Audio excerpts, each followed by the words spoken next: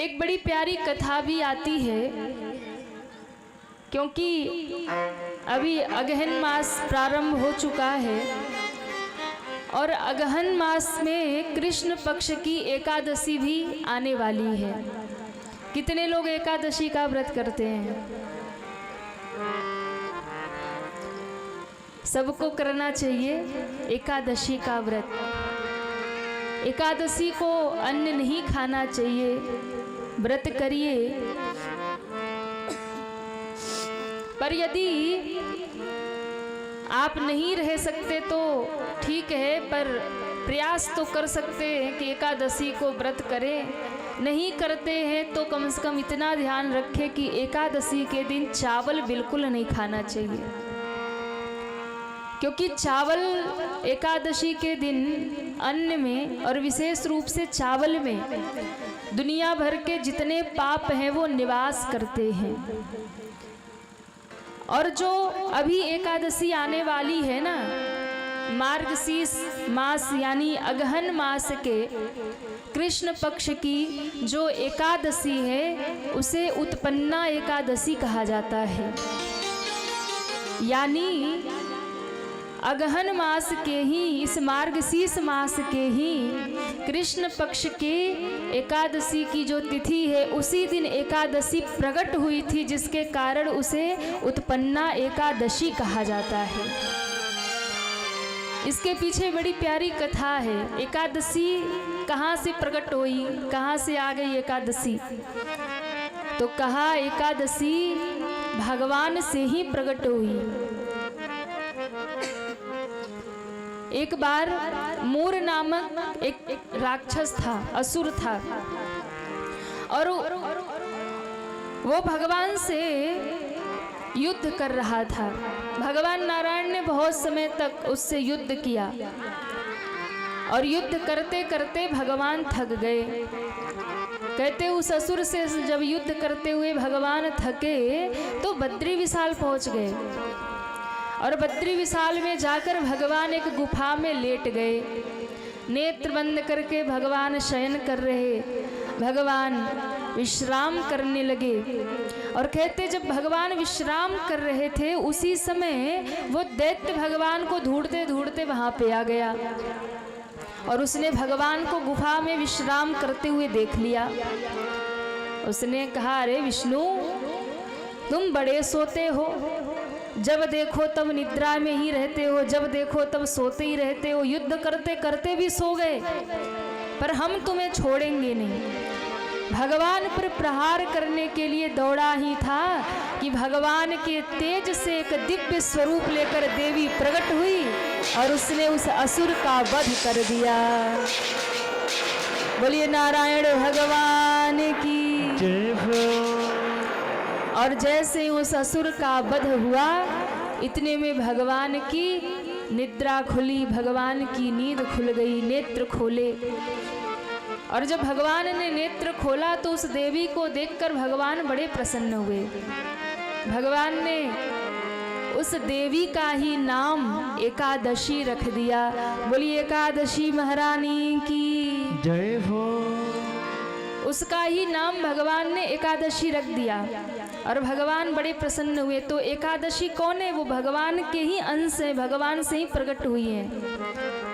और जिस तिथि को ये प्रकट हुई वो मार्गशीर्ष मास के कृष्ण पक्ष की ही एकादशी की तिथि थी, जिस दिन वो प्रकट हुई। और तब से उस दिन को उत्पन्ना एकादशी के नाम से जाना जाने लगा। तो उस दिन एकादशी उत्पन्न हुई है, प्रकट हुई है। एकादशी ने कहा, प्रभु मेरे लिए क्या आज्ञा है? भगवान ने कहा, हम तुम्हें वर देते हैं। हर महीने में शुक्ल पक्ष और कृष्ण पक्ष दो पक्ष होते हैं और दोनों में ही एकादशी की तिथि आएगी, शुक्ल पक्ष में भी और कृष्ण पक्ष में भी। और जब वो एकादशी की तिथि आएगी तो हर एक प्राणी जो भी एकादशी का व्रत करेगा, एकादशी के दिन व्रत धारण करेगा, अन्न का त्याग करेगा, लक्ष्मी नारायण की पूजा करेगा, एकादशी के दिन सारे शुभ कार्य सत्कर्म दान आदि करेगा, उसके सारे पाप समाप्त हो जाएंगे और उसे नारायण की प्राप्ति हो जाएगी। उसके सारे पाप समाप्त हो जाएंगे, उसके सारे कष्ट समाप्त हो जाएंगे। तो उत्पन्ना एकादशी अपने आप में बड़ी ही महत्वपूर्ण है। और तब एकादशी जब प्रकट हो गई तो सारे पाप भयभीत हो गए, सारे पाप भयभीत हो गए और भगवान के पास आए और कहे, प्रभु ये एकादशी तो हमें जलाकर भस्म कर देगी, ये तो हमें बचने नहीं देगी। और दुनिया में तो दोनों ही चलता है, पाप और पुण्य दोनों ही रहता है, एक तो नहीं चल सकता। तो एकादशी तो इतनी प्रबल है, हमें जला के भस्म कर देगी, हम कहाँ जाएं?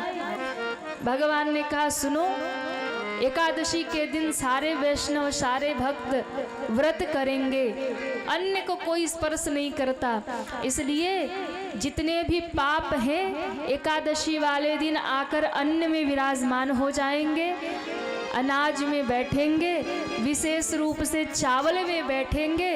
और गलती से एकादशी के दिन कोई चावल खा ले तो सारे पाप जो उसने किए भी नहीं सब उसे लग जाएंगे। और तब से एकादशी अन्न में विराजमान, तब से पाप सारे एकादशी के दिन अन्न में आ जाते हैं। इसलिए जो वैष्णव जन होते हैं पहले व्रत करते हैं, फिर दूसरे दिन व्रत का पारण करते हैं, प्रसाद बनाकर ठाकुर जी को भोग लगा के फिर उसी से व्रत खोल लेते हैं।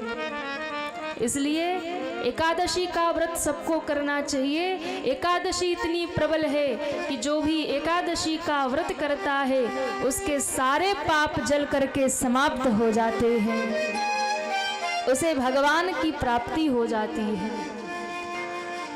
और तब से महाराज एकादशी प्रकट हो गई। तो इस बार